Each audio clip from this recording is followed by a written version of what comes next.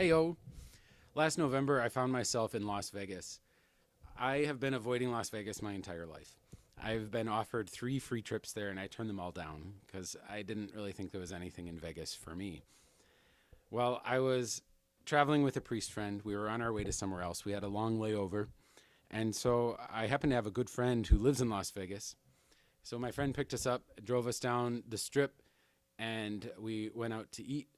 And as we were driving down the Las Vegas Strip, with all the lights, all the opulence, and all the big buildings, the fake Eiffel Tower, the fake castles, and the fake Statue of Liberty, I think, if I remember right.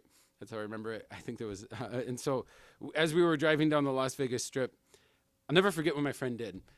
Rolled up all the windows in the car. So we were like in this hermetically sealed environment. And at top volume played Alan Jackson's Into the Garden.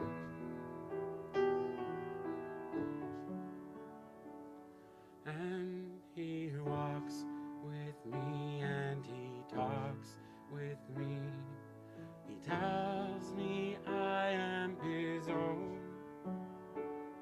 And the joy we share as we tarry there, none other ever has known. So now, whenever I think of the trashy opulence of Las Vegas, the city emblematic of all the world's temptations and banality, it's paired with thinking about the Lord walking with me through it. Point being, I think what I learned from my friend who lives there in Las Vegas is to interact with the world on your own terms. But also, I think the power of music, the power of praising the Lord in that way. I know there's good people in Las Vegas and good people everywhere, so I don't want to trash all of Vegas, but I think I use that as a symbol of us walking through the world and walking with the Lord.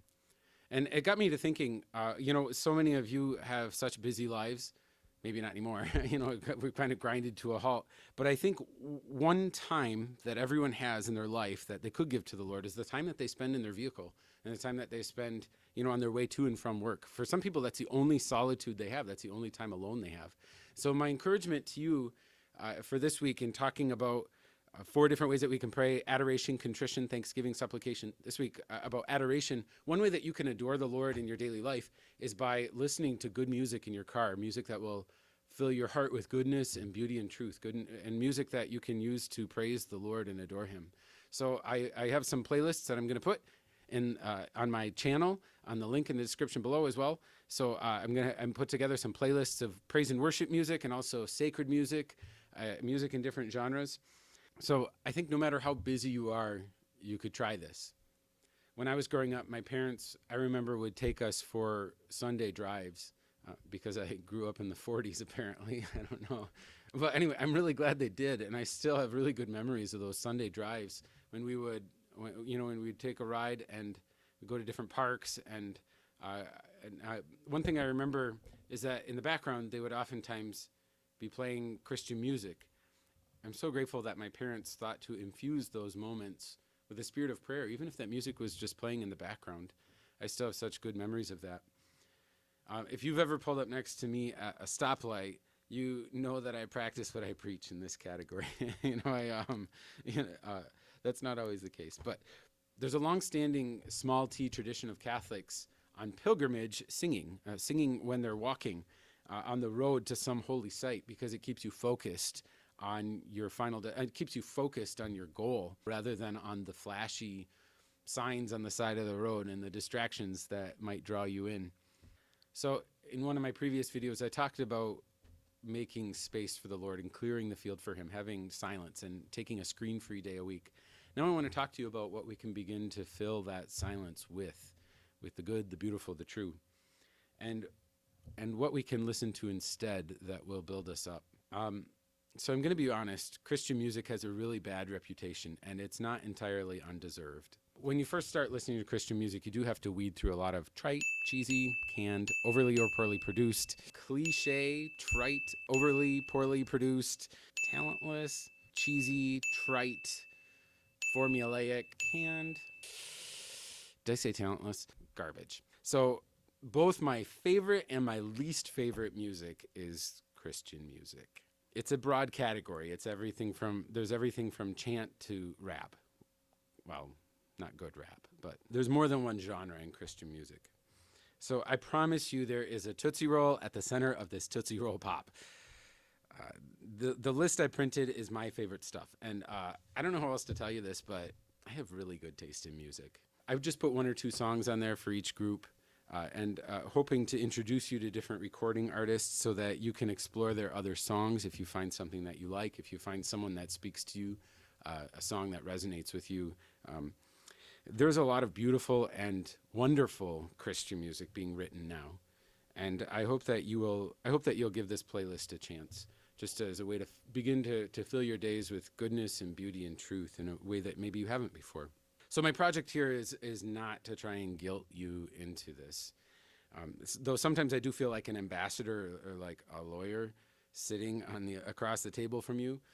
The Lord made you, and the Lord made you and gave you all the time that you have. So I guess here I am bartering for a sliver of that time to come back to him. My project here is also not to tell you what you'll get out of it, though I believe that's a lot. When you fill your heart with goodness and beauty and truth, you'll be amazed at how that will overflow into your thoughts, your feelings, your words, your actions, your emotions, your character, your habits.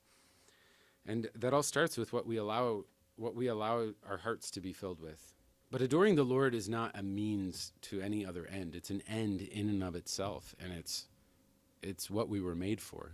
Adoring the Lord is a good in and of itself, and if we get to heaven, that's what we will be doing. We say that at every Mass. We say, let's join now in singing with the angels and the saints in their unending hymn of praise. Holy, holy, holy. When I spend time in adoration, whether singing or silent, I don't know how else to say this, but there's a rightness to that, a fittingness to that, a safety in that. And oftentimes that's how I pray. I go into the church by myself at night, and I'll play the piano and sing. Singing praise and worship music in the car or in different groups, that was one of my main avenues to growing in relationship with the Lord. And actually, before I was a priest, I was never an altar server. I was a church musician. That was my entry into the liturgy in a way. About 14 years ago, I wrote and recorded a Christian music album with Mediatrix Records, and I called that album Road Songs and Parables, because I wrote those songs as driving songs that you could sing along with in your car. So I'm going to upload my songs on YouTube, and I don't think I've ever done that before. So I hope you'll give my playlist a chance, find your jam and sing along. This is the tool I give you this week, and the challenge, the encouragement I give to you is to listen to Christian music in your car. That's a great way to adore the Lord in your daily life. And that's a great way to pray as a family when everyone's buckled into your vehicle, or when you're trapped in your house in quarantine, whichever. As you journey through life, I hope that you can worship the Lord on the road and walk with him wherever you go.